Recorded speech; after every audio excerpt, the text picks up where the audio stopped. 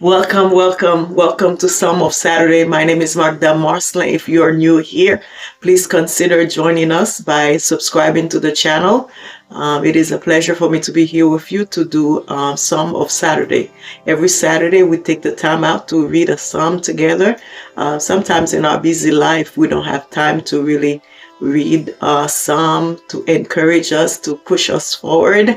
But today we're doing it. Today we're going to read our last psalm of festive or happy psalm. We haven't choose one yet, but we're going to choose one together. I pray that you had a wonderful Christmas with your loved one, that you enjoyed, and you reflect on the reason that we were celebrating Christmas. Christmas is a season where we celebrate the birth of Jesus, though we do not know the exact date, but society or set aside December 25th, somewhere is December 24th, that we put aside to remember the birth of Jesus, that he came to save us from our sins. Okay, he was sent to save us from our sin. When I used to be the director of the children ministry, I used to always do the story of the birth of Jesus so that I could teach them about the birth of Jesus. It is a lovely story. I love to read it. So today we're going to quickly go into the psalm. I hope you're having a lovely, lovely, lovely Saturday. Okay. Hope you're having a lovely Saturday. Okay. Let's read together. We're not reading, let's cry out to God. We're going to read something that is, let's read this one. The God who always wins. Do you know God is the God who always wins? He wins every battle. I don't know what your battle is, because we all have a battle in our life. We're all facing different type of battles. But God always wins the battle.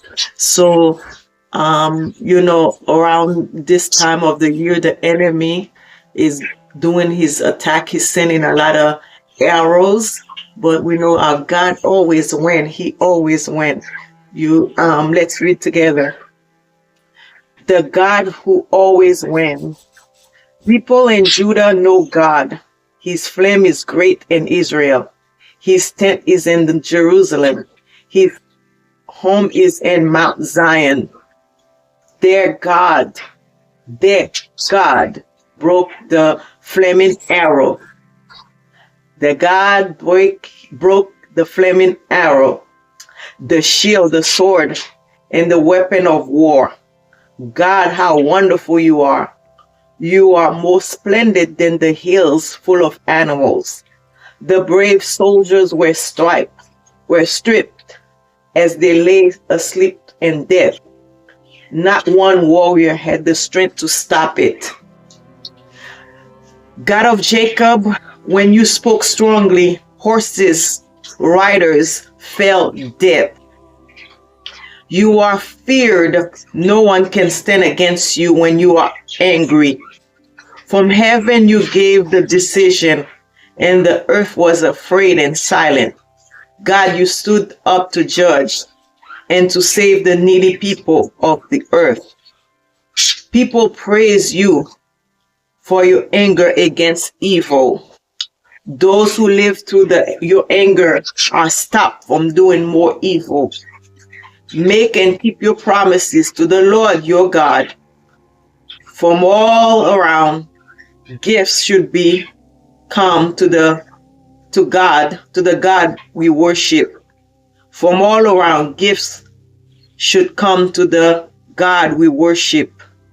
God breaks the spirit of great leaders, and the kings of the earth fear him.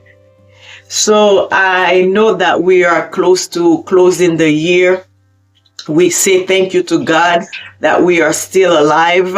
We are still alive, and we know that we're going to cross over to the new year with our loved ones. We know that we don't know what the new year will hold for us, but we know who holds the new year. Our God is a God who is strong.